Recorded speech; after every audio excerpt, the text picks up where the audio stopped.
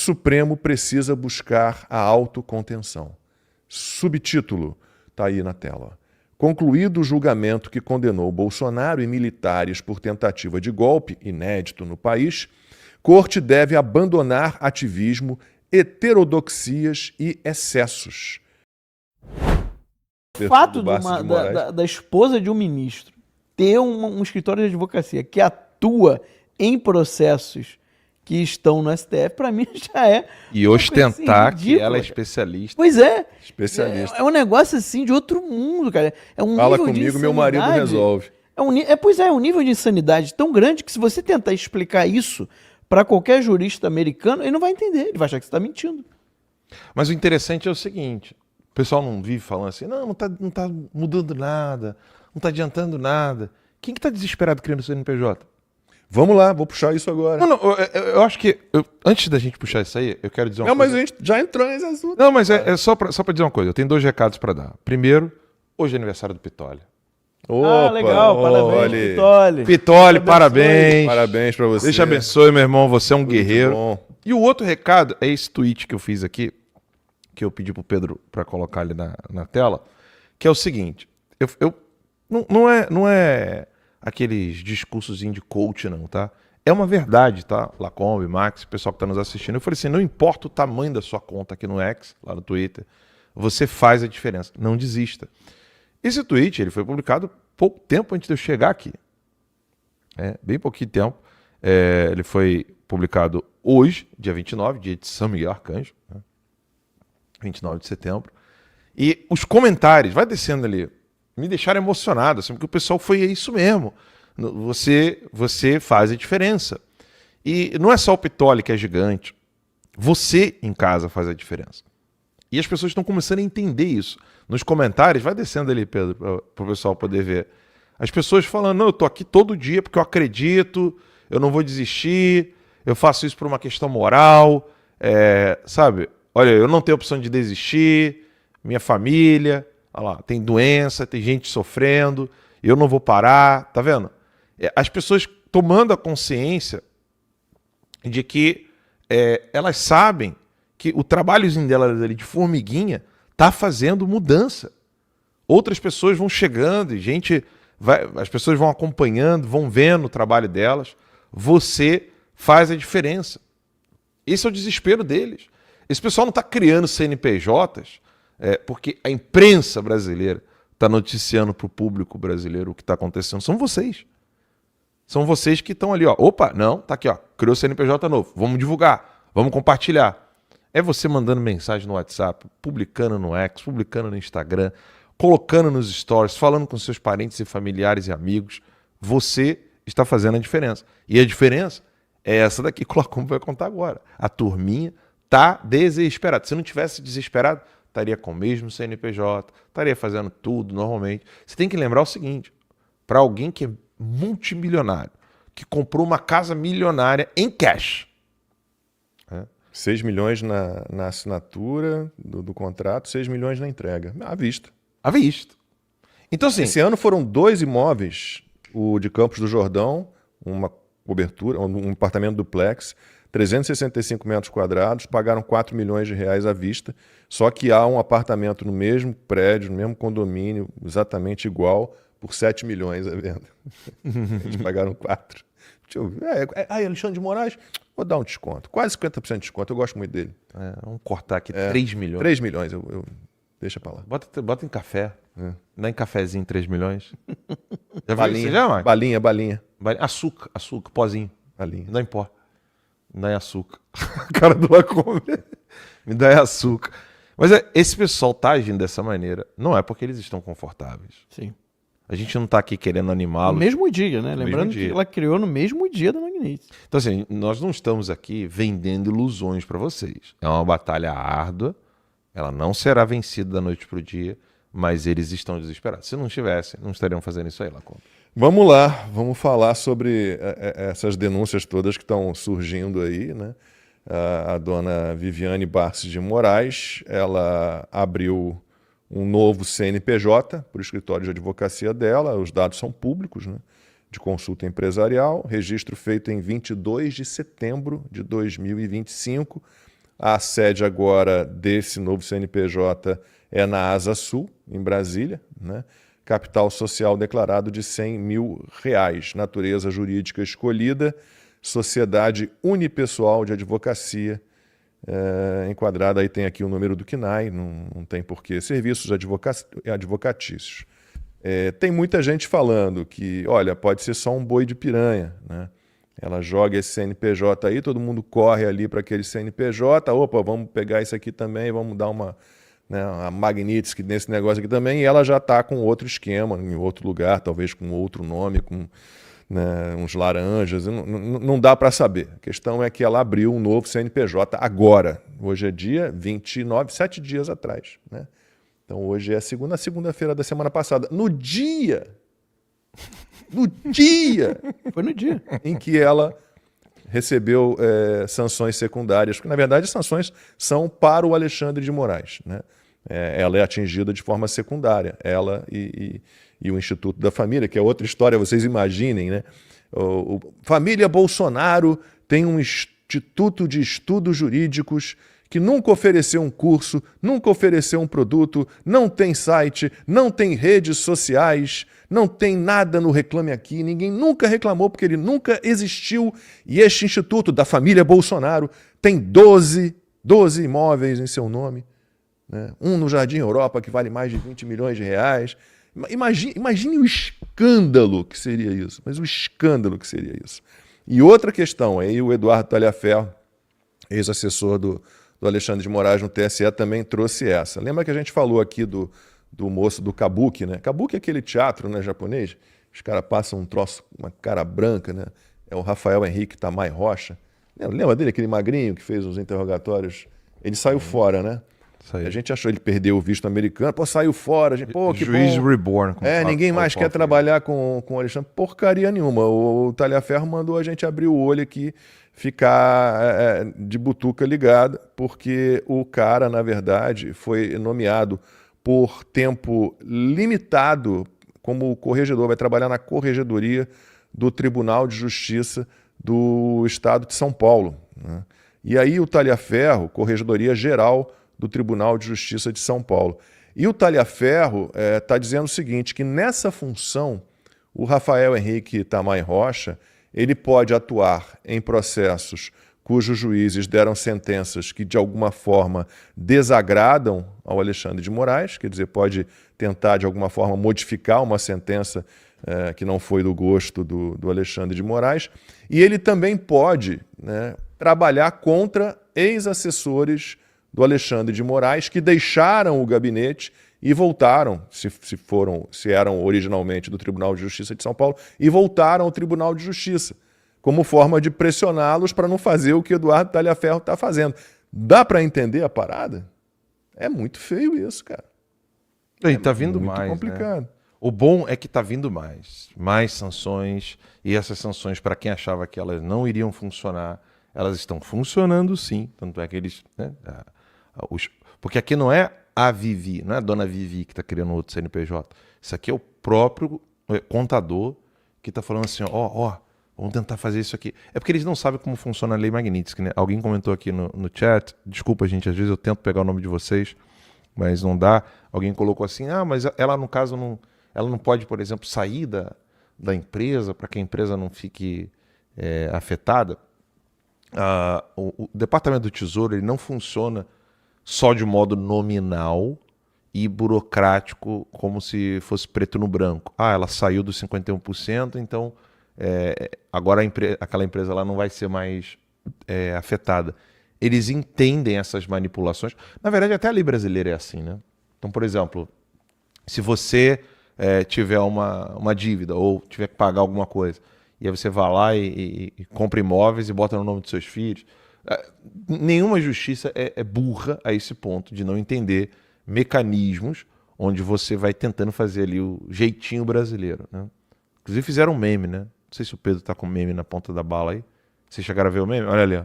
Jeitinho brasileiro e a lei Magnitsky. Vem pra cá. Vem aqui. Foge não. Você tentando abraçar ali o jeitinho brasileiro e vem a lei Magnitsky e fala, vem cá, meu amor. Vem cá, vem cá.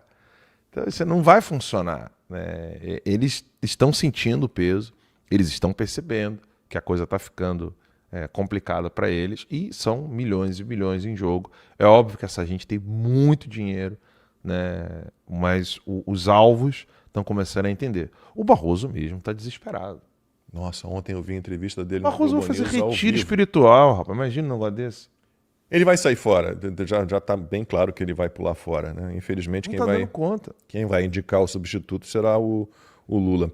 Mas ontem eu fui ali um pouquinho antes do 4x4. Eu falei, vou dar uma olhadinha aqui que esses bobalhões estão falando. Botei na Globo News, entrevista ao vivo. Ele tem dado uma série de entrevistas, né? O Luiz Roberto Barroso está deixando a presidência. Hoje ele deixa a presidência do STF. Aí no finzinho, eram 3 puxa-sacos da Globo News o entrevistando. Assim, puxa-sacos. O Barroso dizendo, não, porque é um absurdo as pessoas atacarem ministros do STF apenas por causa de decisões judiciais que eles tomaram. Eu falei, não tem nada a ver com isso. Tem nada a ver com isso. As críticas são contra as ilegalidades, os abusos, a arbitrariedade, né? Tudo de errado que tem sido cometido e que a Folha de São Paulo, daqui a pouco a gente vai falar, admite, né? Que houve, e a Folha de São Paulo é cúmplice porque apoiou tudo isso no período em que o Bolsonaro esteve no poder. Mas aí já no finzinho da entrevista, né? Depois de enfileirar um monte de absurdos, um monte de mentiras, mas mentiras, mentiras e mentiras e mentiras, o Luiz Roberto Barroso já tinham se despedido dele. Não, eu quero só mais dizer mais uma coisinha. Eu quero aqui declarar o meu amor à mídia tradicional. Porque só a mídia tradicional trabalha com os fatos. Só a mídia tradicional, como vocês aqui da Globo News, só vocês podem fazer com que as pessoas formem a opinião delas baseada em fato, né? Na verdade, porque vocês são incríveis, porque as redes sociais destruíram tudo isso. Olha, o perfil psicológico do Barroso falando daquele jeito lá, você percebe que, primeiro ponto, né, ele não amadureceu. E aqui eu não estou falando de questões políticas, eu estou falando de crescimento de personalidade. Eu falo para vocês, né, não deixem de assistir a aula do professor Olavo de Carvalho, que está disponível na internet, sobre as 12 camadas da personalidade. Ali você começa a entender o que é o crescimento da personalidade e o que é caráter. Muita gente faz confusão, né? O caráter é aquele... Inclusive, o caráter vem do grego karasen, né? É aquilo que está rígido, fixado. E aí, a personalidade é como você vai lapidando o caráter. Ou seja, você vai lapidando as características da pessoa. As características ruins, você molda para que elas sejam treinadas, como um animal mesmo. Você vai domar aquelas características ruins e as características boas você vai impulsionar. Então, quando você consegue fazer isso, você tem um crescimento na personalidade do indivíduo. E aí o Olavo explica isso em detalhes, quais são as 12 camadas do crescimento de uma personalidade. Desde criancinha, que é a primeira camada, até a 12ª, que seria a vida adulta de fato. O Barroso, você percebe claramente que ele é uma eterna criancinha, ele não cresceu. Você percebe ali que já é um senhor de idade, ele não é nenhum menininho, mas ele ainda tem ali aquelas características que são realmente de uma pessoa que não cresceu, ela não tem personalidade. Então ela tem que ficar migrando. O que é não ter personalidade? É você ter de ficar atuando, acreditando numa mentira, você acredita numa ficção na sua mente, e você vai atuando de acordo com as circunstâncias. Você não consegue ser você mesmo em momento algum, porque você nem sabe quem você é. E o Barroso é literalmente isso. O Barroso falou nessa entrevista que as pessoas estavam querendo derrubar a van. Se alguém tenta... Lá em Nova York, né? Se alguém tenta encostar na van do Barroso... Ele mente descaradamente. Essa foi numa outra entrevista, mas é o que eu falei, ele tem dado várias entrevistas. É polícia na certa, vai todo mundo preso. Isso, foi um absurdo completo. Vai todo mundo preso. A van foi cercada e tentaram virar a van. Ele falou isso. As pessoas já estavam gritando. É só voz. É só protesto. Absolutamente permitido aqui nos Estados Unidos. E que no Brasil também era, né? Sim. Todo mundo podia Pela lei ainda é, né? Tá na Constituição. Todo mundo podia. Pela lei ainda é. A Constituição garante. No Brasil, livre manifestação. No Brasil isso acontecia com jogadores de futebol, com artistas, para bem e para mal. para dizer, te amo, sou doido por você, ou então, caralho, ladrão, seu perna de pau. Isso acontecia no esporte, no entretenimento, em tudo no Brasil. Agora, com as novas mudanças do STF que rasgaram a Constituição, rasgaram o Código Penal, rasgaram as leis, as pessoas não podem mais. Mas o Barroso teve a cara de pau de mentir em rede nacional. É só o que ele faz. Numa emissora multinacional, e não tem uma nota dos fact-checkers. Não tem uma nota. Uma nota.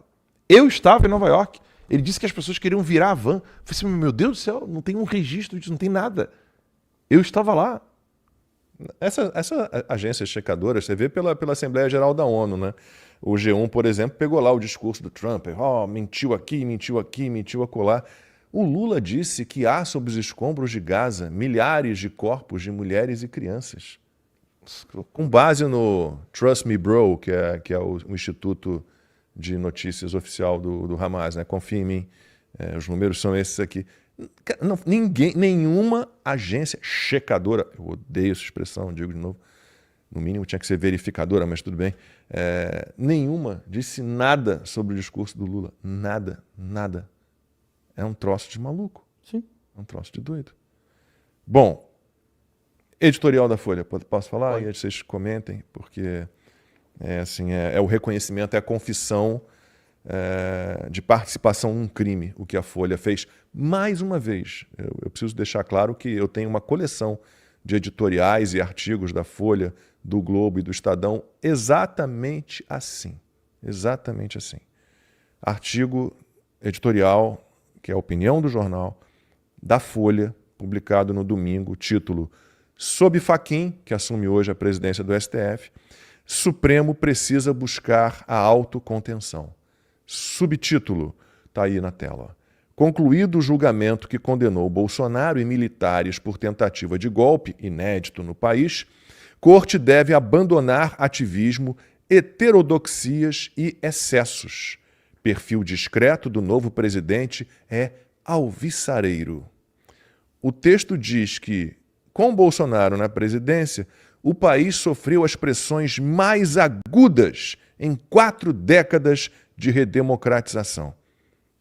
A Folha reconhece que o enfrentamento a isso, que o jornal não define essas pressões mais agudas em 4 décadas, ele não definiu, não conceituou, não exemplificou quando eles falam que o Bolsonaro atacou a democracia. Nenhum deles é capaz de dizer o que o Bolsonaro fez para isso.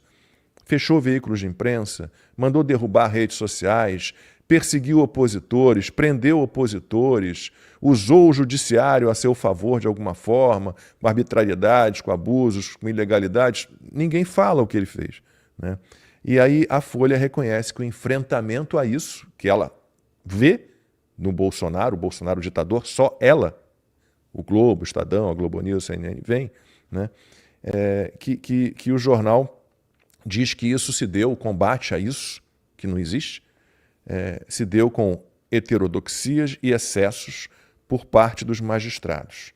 Então agora a Folha espera que seja trilhado o caminho de volta à normalidade.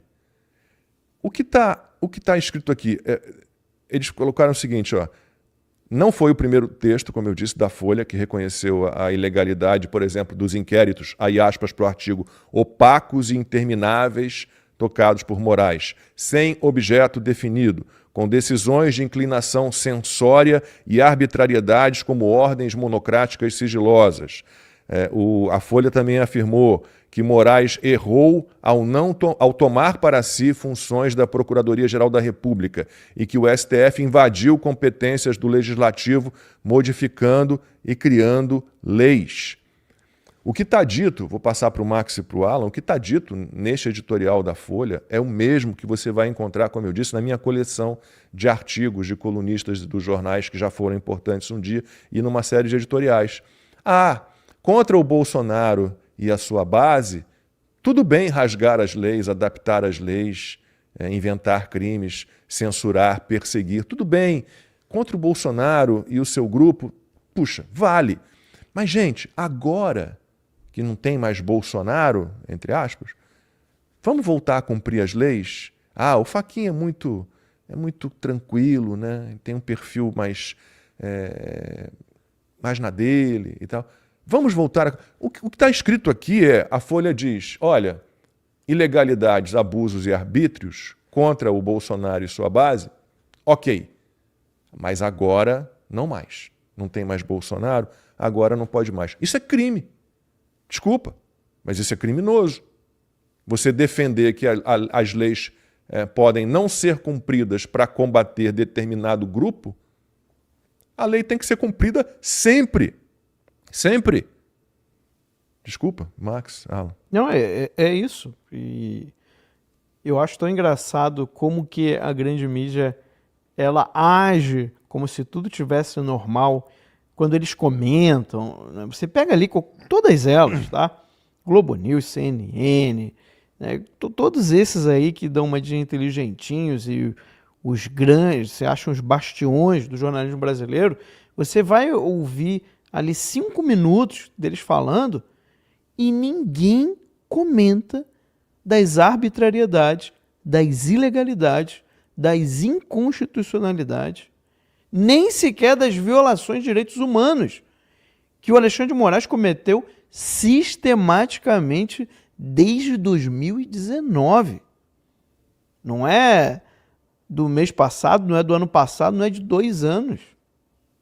Não, a gente está falando de pelo menos aí 6 anos. Já vai completar 7 anos.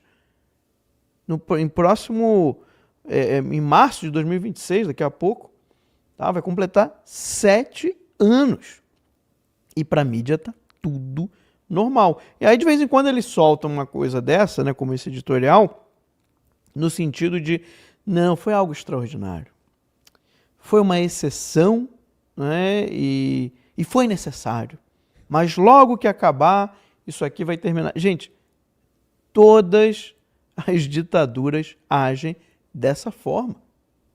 Nenhum ditador, nenhum tirano vai dizer, eu sou um tirano, eu sou um ditador, eu vou desrespeitar as leis porque eu quero. Ele sempre vai dar uma desculpinha. Só que o papel da mídia é questionar. O papel da mídia, e muita gente gostou, né, do que aquela jornalista da BBC fez com o Lula, isso era o comum na década de 90.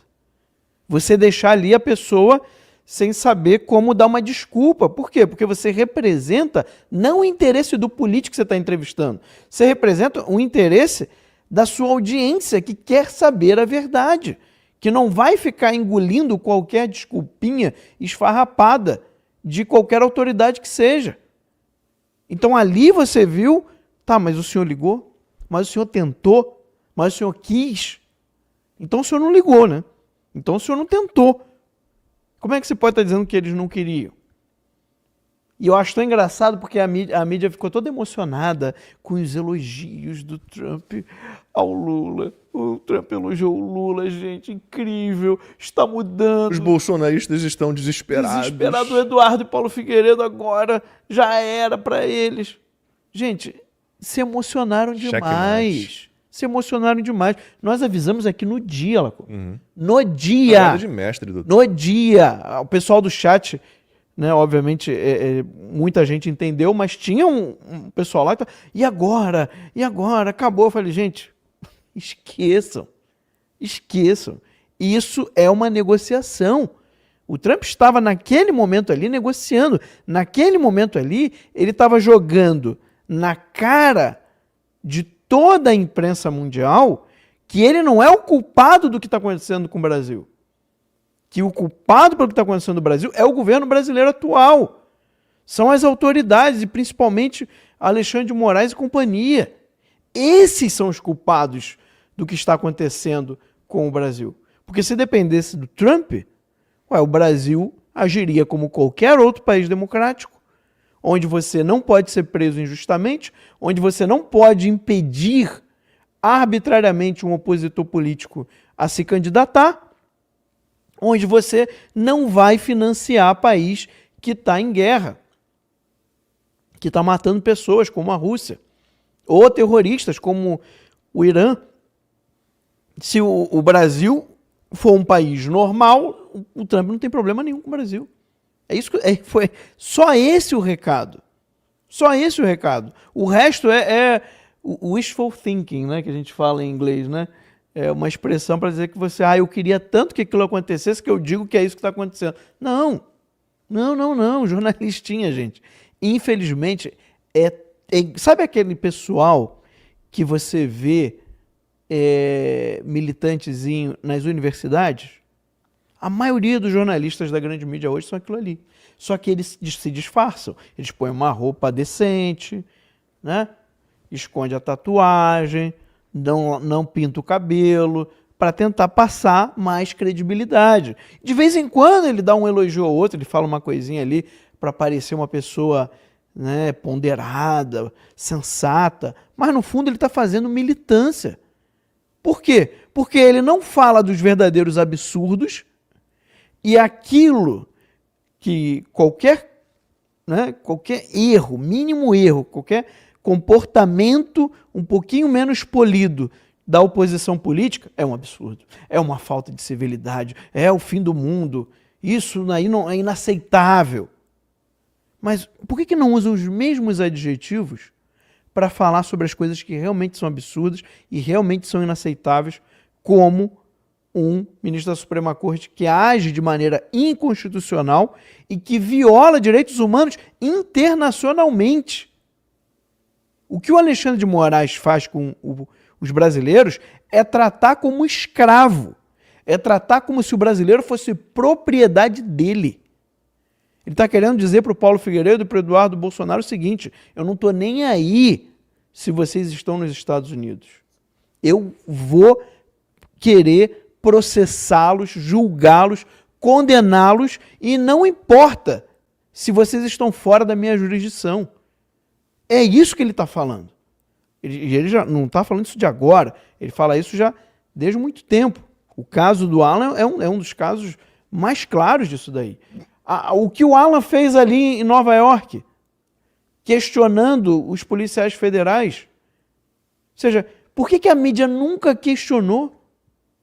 Ora, mas se ele é um foragido, se ele é um criminoso, por que os Estados Unidos, no governo Biden, ainda negou 2 vezes?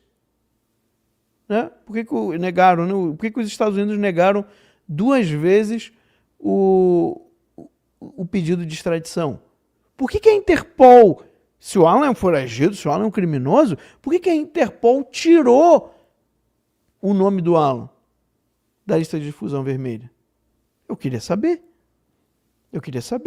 Né? Porque a jornalista não foi lá querer dar uma de jornalista de verdade, né? Perguntando para o Alan. Eu acho tão engraçado isso, como eles crescem diante de um outro jornalista. Né? Agora, é só ver uma autoridadezinha do PT fazendo merda atrás da outra, são incapazes de fazer uma pergunta decente. Aí agora, quando o Alan está lá, eles querem cantar de galo: o que você está fazendo aqui?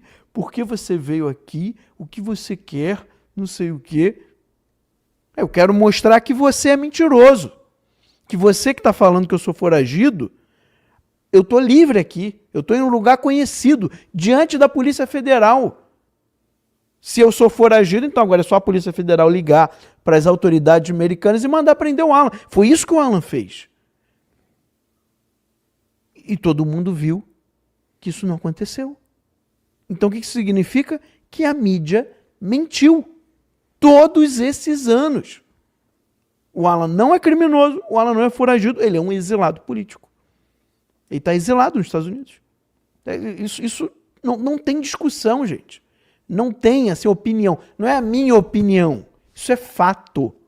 Isso é fato. Hoje, teve um brasileiro preso no aeroporto da Argentina pela Interpol. Por quê? Porque ele está sendo acusado de crimes reais e a Interpol entendeu que, de fato, ele é um criminoso. Ou pelo menos suspeito. Foi preso. Foi preso no aeroporto da Argentina. Então o problema não é a Interpol, que está de má vontade com o governo brasileiro. O problema não é o governo, as autoridades americanas que estão de má vontade com o governo brasileiro. O problema é que o governo brasileiro hoje é uma ditadura. Ainda não está 100% consolidada. Tá? Mas ela vai se consolidando a cada dia que passa. Porque no momento que ela tiver 100% consolidada, a gente vai ter um problema muito grave. E a luta pelo PL da anistia é exatamente para que essa ditadura não se consolide. Gente, ou é anistia ampla, geral e restrita, ou nada. Não se pode aceitar PL de dosimetria. Ah, mas vamos fazer um destaque e botar a anistia... Sim, mas o destaque pode ser rejeitado, o destaque pode ser vetado pelo Lula. E aí? A gente vai ter o Centrão, né, disposto a lutar para quebrar o veto do Lula só neste destaque? Gente, é só parar para pensar. Por favor. O sonho do Centrão é o PL da dosimetria, que é o PL da terceira via, que eu já falei aqui. Se aceitar a dosimetria querendo botar destaque, você que é deputado do PL, você que é de direita de verdade, porra, não seja burro. É óbvio que eles vão fazer. Aí o Lula vai vetar só esse destaque. Você acha que o Centrão vai se mover para derrubar o destaque da anistia ampla, geral e restrita, ou vai deixar como está e vai falar que a pacificação deixa a dosimetria? É óbvio a resposta. É o sonho do Centrão a dosimetria, porque você mantém Bolsonaro preso, Bolsonaro inelegível, acabou. Então não tem que aceitar a dosimetria, tá? Não se faz acordo com essa gente. É a vontade popular que tem que ser soberana no Brasil. O Olavo tem um vídeo, procurem esse vídeo, que ele explica o que é uma democracia totalitária. Tá? Ou seja, tem voto, tem eleição, mas a máquina pública, a burocracia, ela se torna tão complexa e tão cheia de leis absurdas que quem domina a máquina pública domina o país todo. Não tem um governante que possa ser eleito que vai conseguir resolver o problema. O Brasil está nesse processo já há algum tempo. Esse vídeo é de 12 ou 13 anos atrás. E é atualíssimo. É chocante as coisas que o Olavo fala ali, como que você vê o Brasil de hoje descrito de maneira perfeita. Democracia totalitária. A gente tem que entender mais isso. E sobre esse negócio de democracia totalitária, Max, a gente tem que entender um ponto crucial. Uma coisa é ir atrás de peixe grande, o topo da pirâmide. Outra coisa é você tirar as bases da pirâmide. Eu, por exemplo, fiz uma pergunta aqui pro Grok, quem é o Guilherme de Toledo Benazzi? Que é o que aparece nos contratos do Barça de Moraes. Esse aí mesmo. Aqui, ó. Mandei lá pro Pedro poder colocar na tela. Tô esperando aqui a resposta do Grok. Os deputados têm que começar a fazer perguntas, porque o detalhe é o seguinte, fazendo uma rápida pesquisa aqui, eu descobri que ele foi diretor da SP Trans, que é a SP Transportes, da Prefeitura de São Paulo. Isso está documentado. E ele era diretor da São Paulo Transporte, né, SP Trans, não é SP deputado gay, não. É SP Transporte, porque é São Paulo, SP Trans, né? Para parecer que ele era diretor de alguma coisa de LGBT, de carnaval fora de época. Mas não é não, é porque é São Paulo Transporte. Então ele era ex-diretor da SP Trans, e aí o deputado estadual de São Paulo, um deputado estadual de São Paulo, pode chegar lá e fazer um requerimento. Eu quero saber quando que ele foi contratado, quanto que ele foi exonerado, e pegar essas informações e enviar para a Secretaria de Tesouro dos Estados Unidos. Agora é a hora de ir atrás de um por um. Não deixar ninguém em paz. Todos eles têm que botar a cabeça no travesseiro e saber, eu serei a próxima pessoa que não poderia usar cartão telefônico, cartão de crédito, cartão de débito, não vou poder ter conta na Apple, vai sair o iPhone 17, já saiu na verdade, você não vai poder usar a conta da Apple. Tem que ser assim. Tem que ser assim. Ó, eu tenho, você não tem. Tem que ser assim. Essa gente tem que começar a sentir o peso do que é brincar de ditadura. Ah, você quer brincar de Banco Imobiliário Mundial? Então agora vamos lá, vamos tirar tuas fichas. Vamos tirar aqui as suas fichas, um por um. 26 mil pessoas, 26, agora aumentou. 26 mil pessoas nos assistindo simultaneamente, 26 telas nos assistindo simultaneamente só no YouTube. Vocês têm que mandar uma mensagem agora para o seu deputado estadual de São Paulo. Fala lá, olha. Não, deixa aqui na tela, Pedro, por favor. Manda lá, aqui, ó. Manda isso aqui para o seu deputado estadual. Fala, olha, o Alan pesquisou. O cara que administra os sites do Alexandre de Moraes, da Viviane Barça de Moraes, é esse maluco aqui que era ex-diretor da SP Transporte de São Paulo, Secretaria de Transporte de São Paulo. Então agora, vamos lá. A gente tem que fazer o nome desse carinha aqui ficar famoso. Guilherme de Toledo Benazzi. Não adianta a gente só ficar falando do Alexandre de Moraes e da Viviane Barça de Moraes, não. É um por um. Um por um. É isso que a imprensa tinha que estar fazendo. É isso que os deputados tinham que estar fazendo. Vamos lá.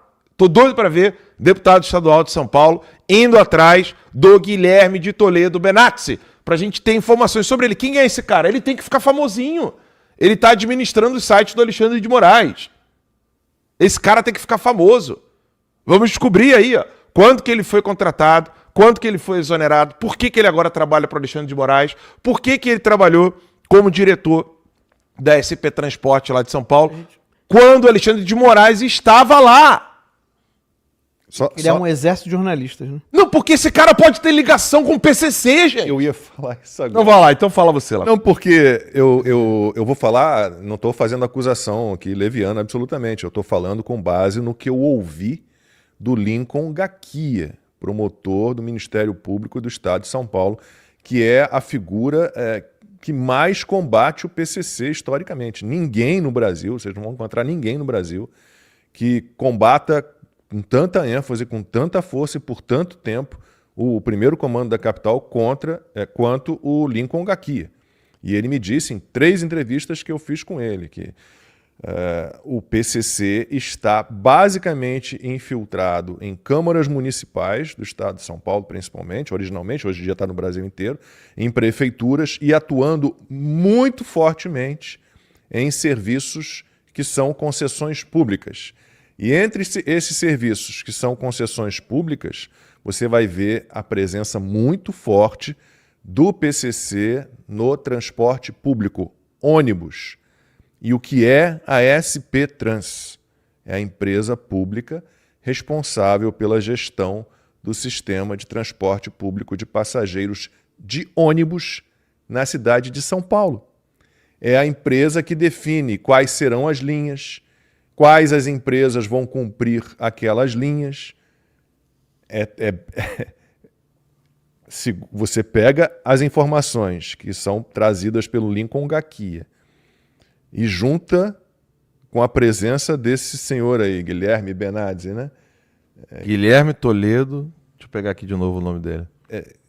Guilherme de Toledo Benazzi. Guilherme de Toledo Benazzi, que foi diretor da SP Trans. Quando Alexandre de Moraes era o secretário. Quando Alexandre de Moraes era secretário.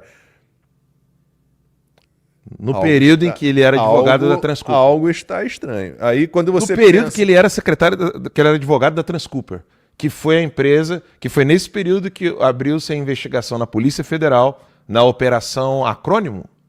Era Acrônimo o nome da operação? Eu acho que era. Tô pegando de memória aqui. É tudo nesse período. Desculpa te cortar lá. Não. Mas é isso.